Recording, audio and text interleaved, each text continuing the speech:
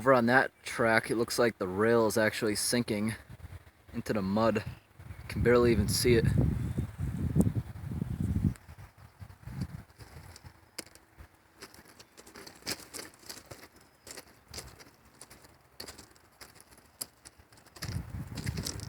On all these things here, it says product of Canada on them all.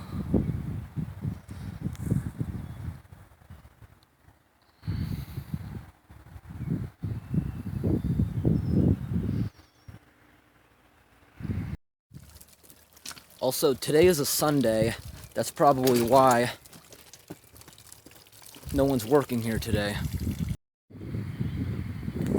It's starting to rain now. I wanted to see where this railway line went because it didn't look like it was being used much. It's not a high-speed track because there's things broken on the ties. This couldn't handle like an Amtrak, it's just for freight.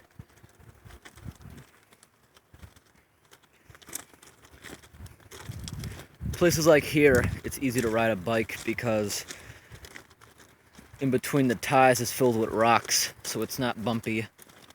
But certain areas between the ties, it's like a couple inches deep. That's when you gotta stop and walk.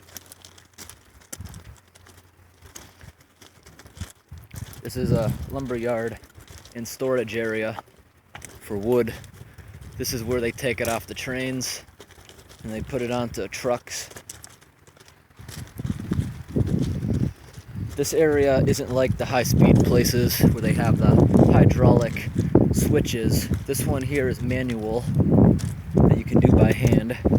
This is the area I was talking about where it's super deep. You can ride a bike on this.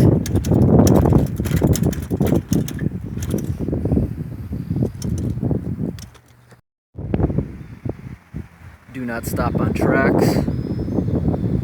This is a smoke-free faculty. The road after that place, the railroad after the place gets a lot better. The ties aren't destroyed. It's just after that place. Look at this ancient piece of telephone pole. This is the wood that would go across the top of it to hold the wires. Here's the bolt. This is all rusted apart, and here's the glass piece that would hold the wire. And here's an old bicycle.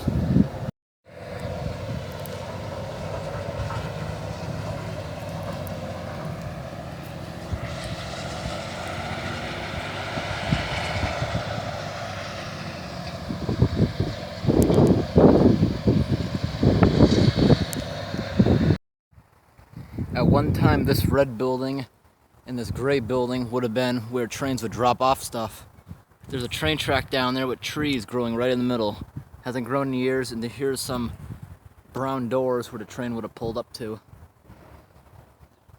This part of the train track is so old, it doesn't even connect to the main line anymore. It's been disconnected.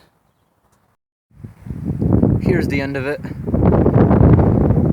Up there, disconnected. I haven't seen a train all day, probably because today's a Sunday. Not much is running.